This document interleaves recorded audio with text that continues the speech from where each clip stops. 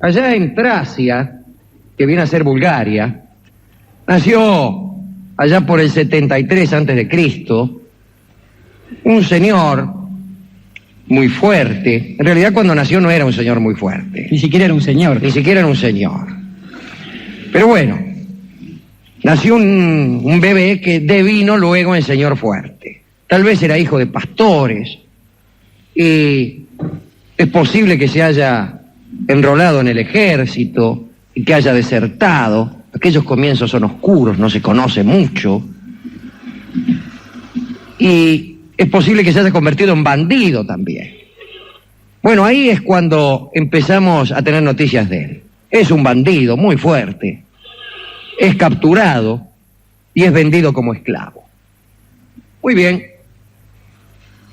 Digamos que había un señor llamado Cneus Lentulus Batatius, que era lanista.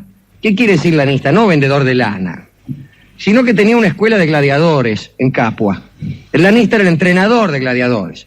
Cachaba a los gladiadores, lo entrenaba, qué sé yo, y después los presentaba en el circo, como todos ustedes saben, en ese espectáculo del cual tanto gustaban los romanos. Y este Cneus Lentulus Batiatus, ya que no Batatius, como dije antes, tal vez influido por la inevitable asociación de una batata que uno hace, digo, este Cneus compra a este muchacho fuerte, a este pastor de Tracia. Y el pastor se llamaba Espartaco. ¿Cómo nació la costumbre en Roma de los torneos, de las peleas de gladiadores? Antiguamente parece que cuando tomaban prisioneros en alguna batalla, los sacrificaban ante la tumba de los soldados más valientes. Ahí sacrificaban a los prisioneros, los mataban redondamente. Después surgió la costumbre de hacerlos combatir entre sí ante esas mismas tumbas. Y después vieron que a los espectadores les complacía muchísimo aquellos combates que en realidad tenían una forma de ceremonia. Desde luego, en aquellos combates se llegaba muchas veces hasta la muerte de uno de los combatientes. Hasta que ya en los últimos tiempos de la República era una costumbre romana casi cotidiana. Pero el primer combate de gladiadores, tal como lo conocemos a través de las películas, a través de la historia, fue allá por el año 264 a.C. Lo hicieron en el mercado de los Matarifes, así nomás, frente al mercado donde vendían carne. Ahí peleaban los tipos y los mirones se acomodaban donde podían. Después empezaron a pelear en el foro, en el centro, ahí en tribunales.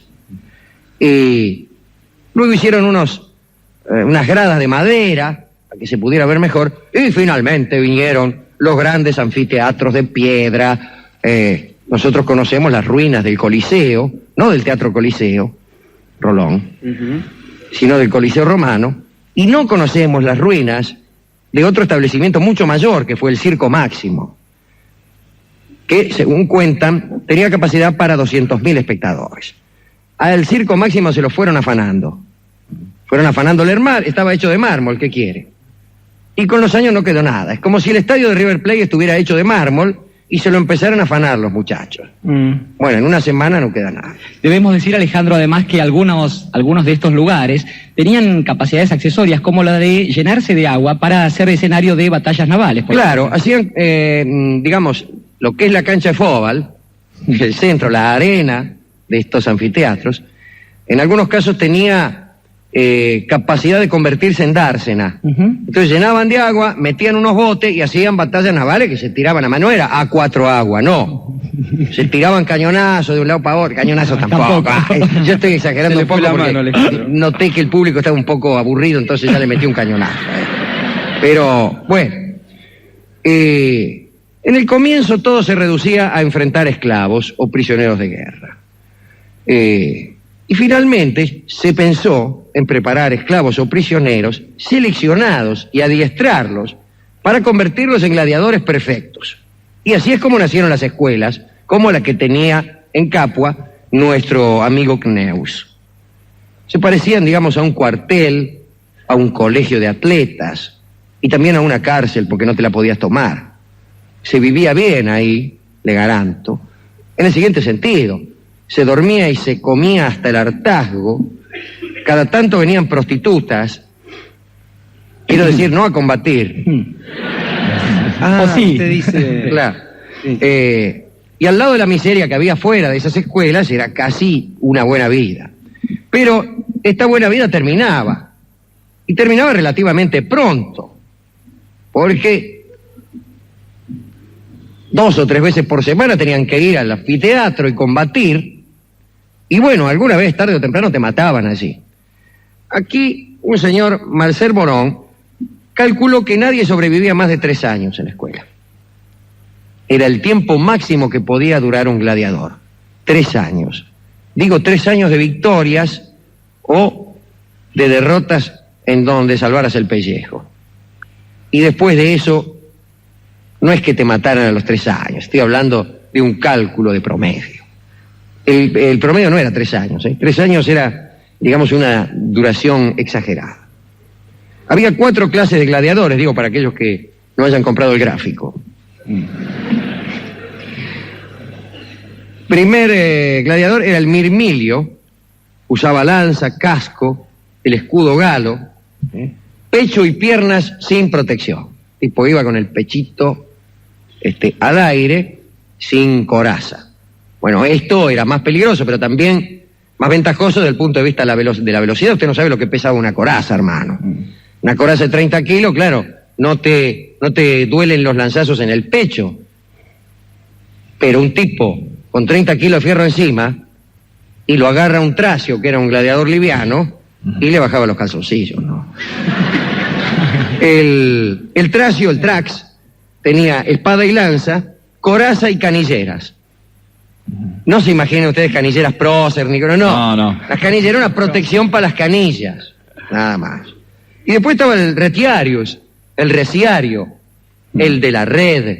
¿De dónde viene retiarius? Bien. Que usaba un tridente y una red. Algunos decían que toda discusión acerca de gladiadores se reducía a ver si era mejor el reciario o el tracio. El tracio era más ligero. El reciario, si bien tenía poco peso, tenía que cargar con la red, una red enorme con la que enganchaba a los contrarios cuando tenía suerte y al mismo cuando le iba mal. Y un tridente, que era como una horquilla, con la que solía ensartar a los rivales cual churrasco de croto. Y el último era el samnes, una variante del tracio, que era un escudo y espada recta, tipo Jacinto el Humilde. Para novedad lo clásico. El tipo agarraba el escudo y ahí dice yo, la verdad que... Espartaco era, por si no lo saben, yo que compro el Teleclick, era mirmilio. Era mirmilio. O sea que usaba lanza, casco, escudo galo, pecho y piernas sin protección. Pero lanza, no espada. Lanza. Digamos, Alejandro, que los tracios y la otra variante que usted nombró eran quizás los llamados gladiadores por excelencia respecto de la palabra. Usted que le gustan estas cosas, puesto que gladium no era otra cosa que esa cosa parecida a una espada que llevaban en la mano. Claro, gladio es eso. Adviertan ustedes y recuerden que a lo mejor han visto alguna película en la que Espartaco tenía una espada. Bueno, Espartaco en la arena usaba lanza, no espada. Son fotos trucadas. Y yo ya estoy empezando a pensar, amigos, que esas películas que vemos sobre Espartaco en realidad no es Espartaco el tipo, sino un actor. ¿Seguro?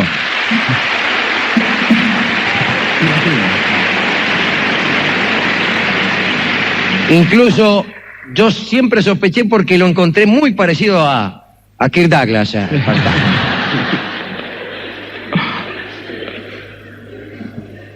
De Charles Lawton no hablemos porque Charles Lawton sí era el rey de Inglaterra. Sí. Bueno, y a veces también Herodes. Bueno, empieza Espartaco a luchar en la arena, qué sé yo, es muy fuerte, victoria, la gente lo aclama, Espartaco, qué sé yo. Un día llega a la escuela de gladiadores una prostituta, es de Tracia. Bueno, hablan con Espartaco después, sueñan. Quizás ahí es donde empieza Espartaco a soñar con la libertad. y empieza a hablar con sus compañeros, los empieza a melonear. Les propone huir, abandonar Italia, encontrar un país libre, le habla de la plusvalía. No, de esto creo que no. Y Cneus Lentulus Batiatus sospecha. Dice, para mí, que anda tramando algo, Espartaco. Y esconde las armas, redobla las precauciones. En el total de 200 gladiadores que había en la escuela de Capua, 130 consultados por Espartaco no le hicieron caso y 70 lo siguieron. Espartaco empezó a hacerse lotario, adormeció las sospechas de Batiatus. Bueno, se rajaron. Un día asaltaron un carro con armas, se piantaron de la escuela, les mandaron unos legionarios que había por ahí en Capua para combatirlos. Espartaco los venció. Claro, imagínense, un ejército constituido por gladiadores, no era un ejército de meros fugitivos de una cárcel, eran tipos, máquinas de matar, loco. Y en aquel entonces no había revólveres. Cuando se enteran en Capua de esto que ha sucedido, el raje de Espartaco y la victoria sobre los legionarios, gran reacción. Sucede que en la escuela los 130 que no habían agarrado viaje también se fugan al mando de otro señor llamado Crixos. Ante la desesperación de Cneus Batiatus, que dice, pero escúcheme, no me va a dejar un gladiador, hermano. Hay un propretor, discúlpenme la aliteración, que junta 3.000 soldados. Espartaco huye ante esos 3.000 soldados, calcule, 70 contra 3.000. Y se refugia en el cráter del Vesubio. Lo persiguen con esos 3.000 legionarios, un señor Glaber, que parece un alemán, pero no lo era. Y ahí quedan acorralados en el cráter del Vesubio. Un día que los 3.000 legionarios romanos estaban apolillando, con sarmientos de una cierta vid que crece en el interior del cráter del Vesubio, trenzan unas cuerdas, trepan por el lado menos aparente, le caen de sorpresa a los soldados, los matan a todos, huyen llevándose reservas de carne, vino y trigo, y ya se empieza a hablar de una hazaña. Empiezan a huir esclavos de las fincas para sumarse al grupo, muchos no sin antes asesinar a sus amos. Crixos se junta con Espartaco. Espartaco impone una disciplina implacable. El Senado en Roma se asusta. Sin embargo, no quieren poner frente al esclavo un jefe demasiado importante por la interna de Roma. No quieren darle demasiado poder o un ejército muy grande a nadie, porque aquel ejército que mandan contra el esclavo se les puede venir contra ellos. Así estaban las cosas en Roma. Ponen entonces al pretor Varinius al frente de un ejército más o menos numeroso pero mediocre. Espartaco los vence. Ya son 50.000. Conquista la simpatía de campesinos libres. Se preguntan, ¿será el sucesor de los Gracos? Recuerda. Algunos de sus lugartenientes le proponen a Espartaco enfrentar directamente a los ejércitos y marchar sobre Roma. Pero Espartaco se sigue retirando, sigue al norte, hace frío, lo persiguen legiones, vence una por una a todas las legiones, toma muchísimos prisioneros y un día, en un valle de los Abruzos, hace lo siguiente: construye un circo de madera y hace combatir a los prisioneros que ha tomado, que son legionarios, ciudadanos romanos. Los hace combatir en ese circo que le ha construido, y el público está compuesto por gladiadores. Impresionante, ¿no? Bien, sigue derrotando a todo el que se le enfrente. Ya tiene algunos problemas, son 120.000, y hay problemas de abastecimiento, hay que darle de morfar, hay hambre. Y entonces, desde el norte vuelve hacia el sur, siembra el terror por toda Italia.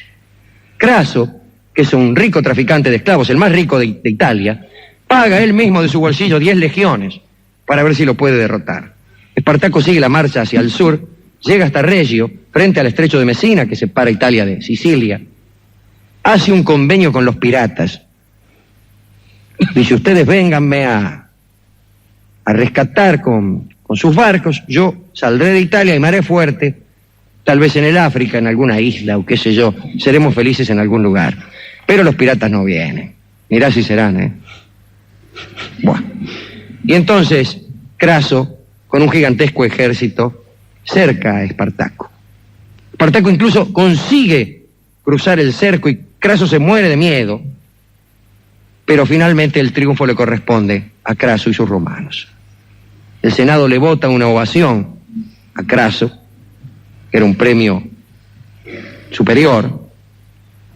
La batalla final fue muy cruenta y muy confusa, tan confusa que el cadáver de Espartaco no apareció jamás. Pompeyo fue el que terminó con las últimas bandas de gladiadores y de esclavos fugitivos. Craso hizo 6.000 prisioneros. Y en la vía, en el camino, entre Capua y Roma, se levantaron 6.000 cruces, en cada una de las cuales había crucificado un esclavo. Los esclavos siguieron sufriendo y también soñando. Un escritor casi contemporáneo nuestro que contó esta historia tuvo la ocurrencia de poner en boca de Espartaco en una de sus retiradas la siguiente frase: volveré y seré millones. Esta frase la escuchamos después nosotros, dignificada en otras bocas. Pero curiosidad que alguna vez he compartido con los oyentes de estos programas, la primera vez que esta frase aparece en algún lugar es en el libro Espartaco de Howard Fast. Volveré y seré millones. ¿A quién dedicar, Jorge Dorio, esta recordación del esclavo que quiso ser libre, del gladiador que llegó a tener en jaque al ejército más poderoso del mundo?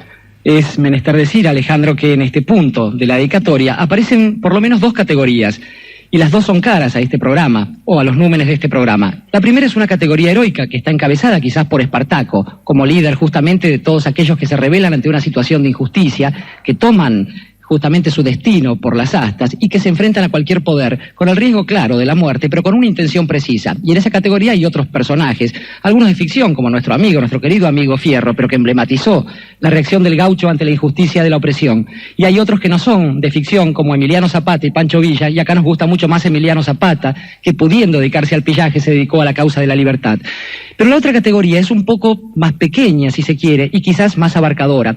Digo que esas tareas de las que hablamos son para los héroes. Hay otro trabajo heroico, y es el de aquellos hombres que, enfrentados a su destino, no se resignan a padecer determinadas formas de la miseria, que no siempre son las de la opresión, y deciden cambiar su vida. Y cuando deciden cambiar esa vida, muchas veces lo hacen del mismo modo que los otros, por causas que llevan el nombre de una mujer, la libertad, la patria, lo hacen, estos otros héroes multiplicados por millones, por alguna criollita de su pueblo, por alguna pebeta de su barrio, que sabe que la golondrina un día su vuelo va a detener. Para todos aquellos que han soñado con la libertad, para Espartaco, y para todos nuestros amigos, otro amigo canta golondrinas, pero esto es para la radio.